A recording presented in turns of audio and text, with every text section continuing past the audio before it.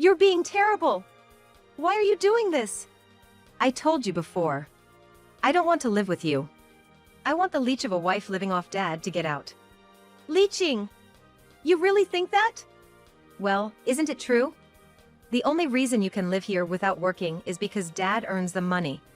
You can't even do the housework properly. You're nothing but a parasite. Sally's harsh words were too much for me to bear, and I lacked the energy to explain the situation. I realized there was no need to endure and live with someone capable of saying such things. So, you think we can't live together? That's my line. All right. I understand. I'll leave. After finishing my shopping, I went to change into my casual clothes in the room I shared with Ken. But what I saw next was shocking. There was not a single item of mine in the room. Not my clothes, not my bags, not even a single piece of underwear. What's going on? Unable to comprehend, I stood dumbfounded, scanning the room. The room wasn't ransacked, Ken's belongings were untouched, but mine were completely gone. Could it be that it wasn't a burglary? I needed to ask Sally, who was home while I was out. Thinking this, I knocked on Sally's door. Need something? Sally appeared, her face showing clear annoyance. Hey Sally, I can't find any of my stuff. Do you know anything about it? All my things are gone. Oh, that? I got rid of everything for you. Sally's grin was unsettlingly eerie. I am Maria, originally working in sales, but I quit after getting married. I met Ken, my husband, through a friend when I was 37. He was 8 years younger than me, but he was bright and full of conversation topics. We hit it off right away. A few months into our relationship, Ken spoke to me seriously. There's something I need to tell you, Maria. What's up? Well, I have a daughter. It was unexpected. At the time, Ken was 29. When I was 29, I was fully engrossed in work, with no time for men. To think that someone his age already had a child. In shock, I managed to ask. Really? How old is she? She just turned 11. 11? So that means? She was born when I was 18. I was reeling from the revelation. I tried desperately to hear Ken's words. Ken explained that he married his high school girlfriend after she got pregnant. His ex-wife dropped out of college to start their life together. But, being young, she left him and their daughter to enjoy her life. I'm sorry for bringing this up now. But as I started thinking about our future, I couldn't keep it a secret. Yeah, I'm shocked. I know. But I want to be with you, Maria. I want us to be a family. So, I had to be honest. His confession left me unsettled. At this age, I had just started dating again. Though unspoken, marriage was on my mind. But to think that my partner was divorced and had a child. If I broke up with Ken now, I might never get married. As I replayed Ken's words in my mind, I was contemplating my life's crossroads. Maria, I want to marry you. I know I've suddenly dropped a lot on you, and you might be confused, but I want you to think about it seriously. Ken looked at me intently, making me realize I was at a turning point in my life. 7 years after Ken's confession, I was living with him and my stepdaughter, Sally. Sally, aspiring to be a doctor, had just started her first year in medical school. Ken always boasted about how proud he was of her. He's always had a soft spot for Sally. Maybe out of guilt for her growing up without a mother. But it was excessive. He bought her anything she wanted, and she grew up without learning patience or restraint. I tried to instill basic decency in Sally. But it seemed to be nothing but an annoyance to her. She lashed out at me, saying, "Don't act all high and mighty just because you're older." That moment, I felt it was all so foolish. I decided to stop going out of my way for Sally. I resolved to only do the bare minimum for her from then on. One weekday, as usual, I prepared breakfast for the three of us and set the table. Ken started eating as if it was the most natural thing in the world. Sally took a bite, let out an exaggerated sigh, and commented, "Maria, you really never get any better at cooking, do you?" I thought this again. Lately, she had been especially critical of everything I did. I wish you'd understand what it's like to eat something this bad every day," she said and stormed out of the living room. Ken just continued eating silently. I couldn't tell if he was listening or just ignoring everything. In moments like this, Ken never stood up for me. I had no allies. But I didn't particularly feel sad about it. I realized there was no need for me to go out of my way for people who didn't care about me. It wasn't just bravado, that's genuinely how I felt. While Sally's lack of common sense was troubling, there was another issue that bothered me. Ken's extravagant spending habits. Besides spoiling Sally, Ken loved buying expensive items like bags, shoes, and watches. He seemed to want anything that was considered high-end. Whenever he ran out of money, he would pester me for it. "Maria, I need you to come up with $1,000 by tomorrow." "Again? This is the second time this month. I've told you to manage your spending." "Cut it out. This is how I relieve stress. Just get the money." "I won't give you any more money. It doesn't grow on trees." After I'd admonish him, Ken would gulp down his beer. "You wouldn't understand the pressures of working outside. You're just a homemaker." "That's not fair. I have my struggles too. There are no breaks in housework, and neither you nor Sally ever help." Then Ken would slam the table, echoing through the living room. "Shut up. A leisurely wife should just listen to her husband and get the money ready." Shouted down and intimidated by Ken's sudden outburst, I cowered in defense. An empty beer can was thrown at me, nearly hitting my shoulder. Ken often becomes aggressive when something doesn't go his way, especially when he's been drinking. I remember he once raised his hand to me during a similar argument, and since then, I decided to avoid contradicting him as much as possible. "Fine. I can't get $1,000, but I'll figure something out. Just stop threatening me like this." "Good, you should understand that from the start. Don't oppose me," he grumbled, opening another beer. I wondered why I was still in this place. The meaning of continuing as a family after being treated like this was becoming unclear to me. One day, Sally came home early as her afternoon class was canceled. But even then, we didn't really spend time together. She stayed in her room and didn't come out. I remembered I needed to go shopping as the fridge was almost empty. It's easy to just get takeout when it's just me, but not with a family.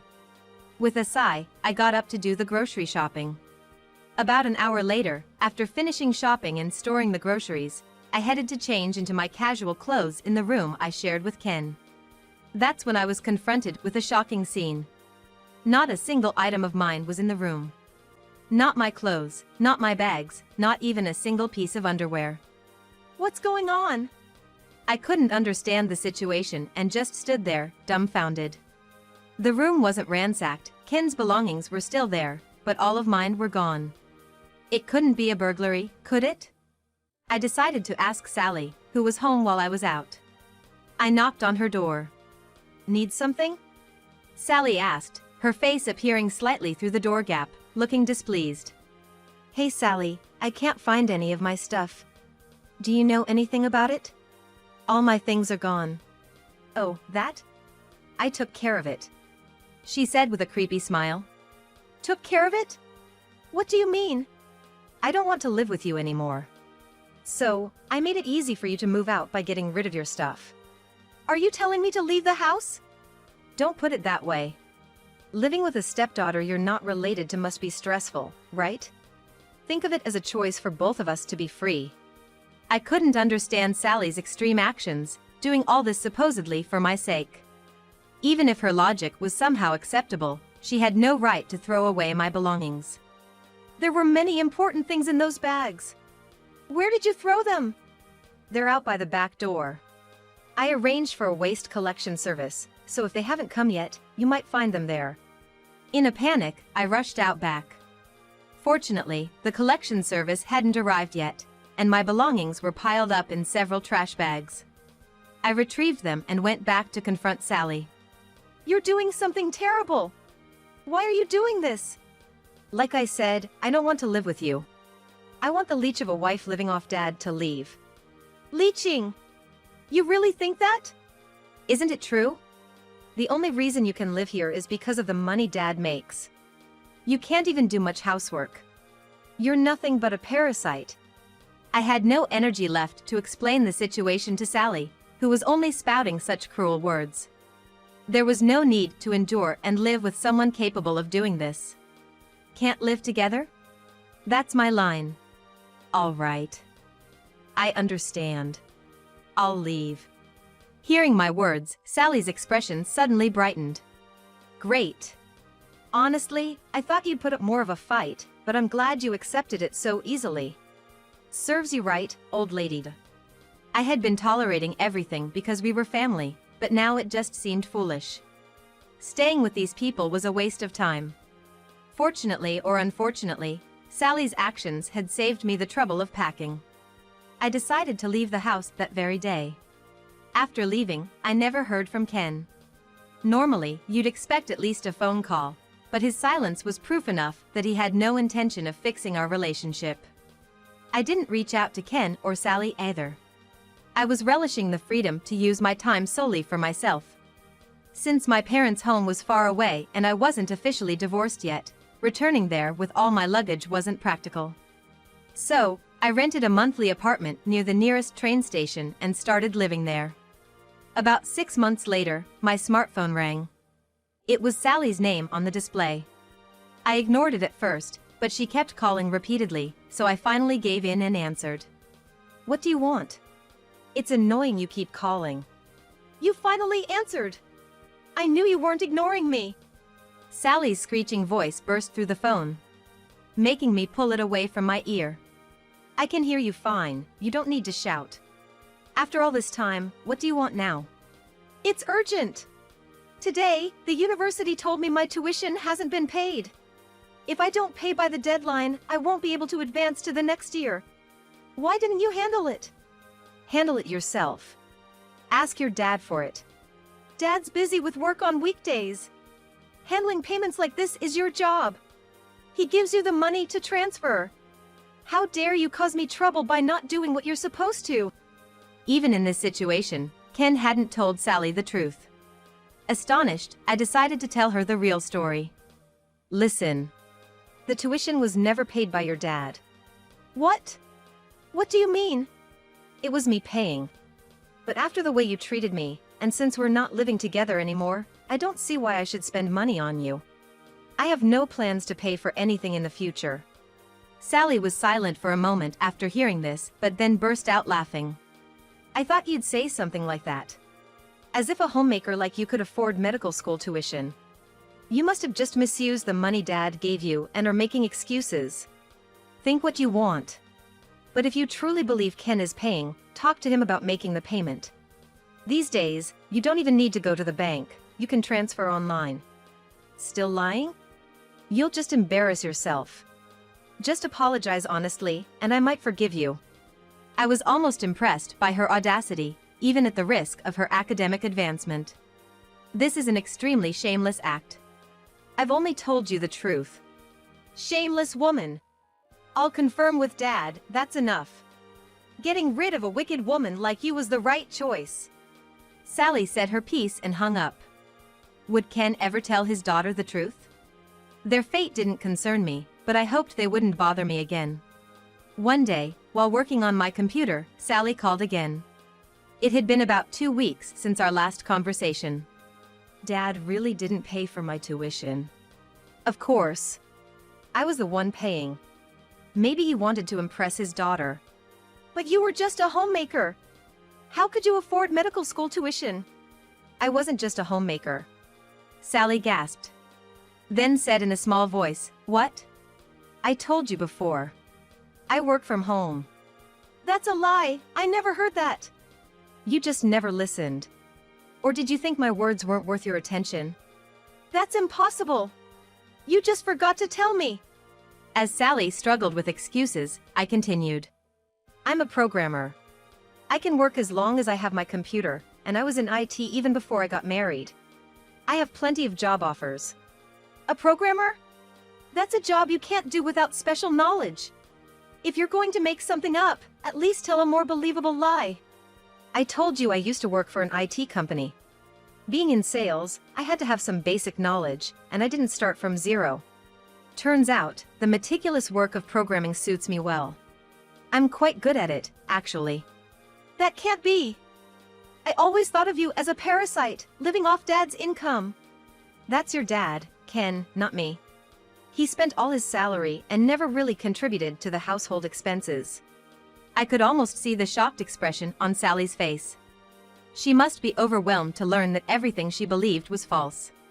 I was the one paying for your tuition, groceries, utilities, and all other living expenses.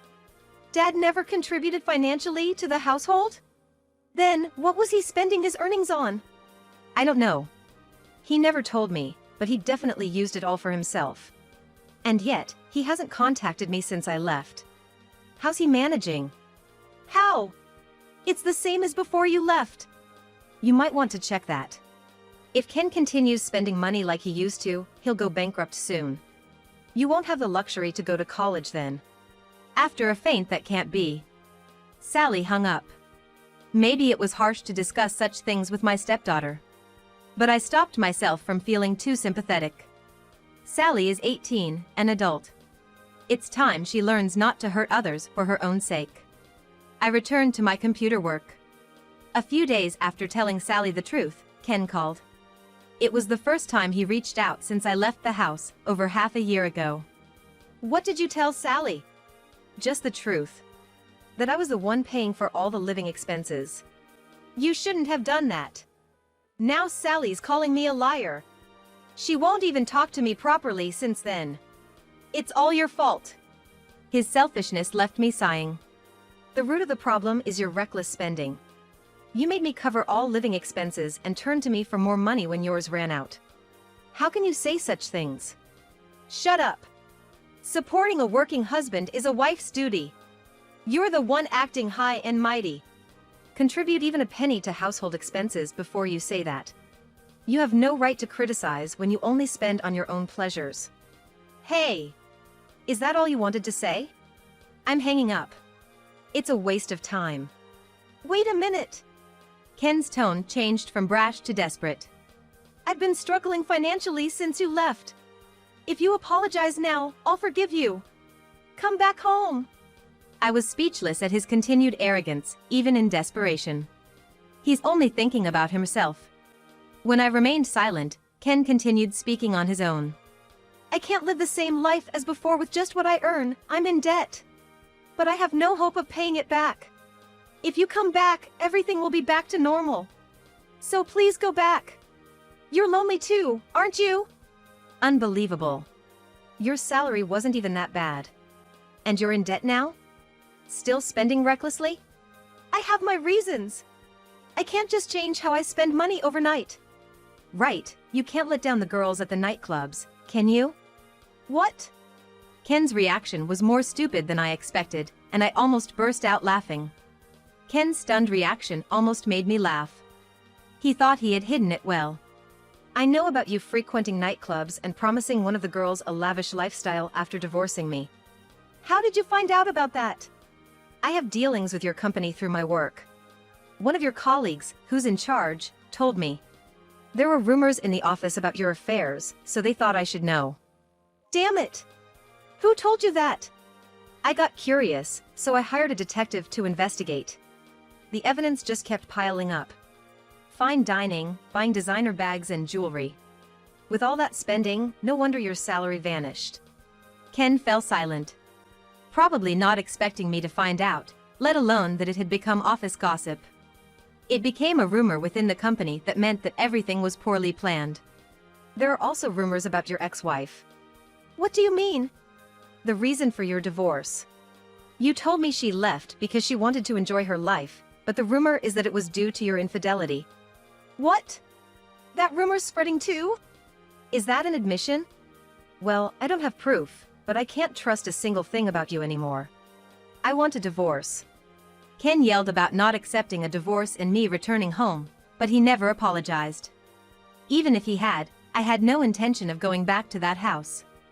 I was thoroughly disappointed in his selfishness. When I threatened legal action, he finally agreed to the divorce. I'm finally free. I felt liberated. The divorce from Ken was finalized. My lawyer was exceptional and went the extra mile to make Ken feel the pain. I had recorded Ken's wastefulness and violence, and Sally's verbal abuse. Based on that, we demanded a substantial alimony, which he paid in full. The lawyer even talked to the nightclub girl Ken was involved with, promising not to sue her if she told the truth. Ken's financial contributions to her over the years came to light. This led to him being banned from the nightclub and losing contact with the girl he'd been showering with gifts. His bad spending habits continued, and his debts ballooned to unmanageable levels. As for Sally, she had to drop out of college since Ken couldn't pay the tuition. Her pride as a former medical student made her look down on jobs, leading to repeated rejections. A stable life could have continued if they'd valued family, but now, it serves them right. As for me, my work is going well. I enjoy spending my time and money freely, although I'm not much into material possessions. I indulge in some good wine on the eve of my days off, enjoy meals at fine restaurants. I'm planning a solo trip abroad. If I find a partner again, I hope it's someone who cherishes mutual respect. That's how I'm enjoying my single life now.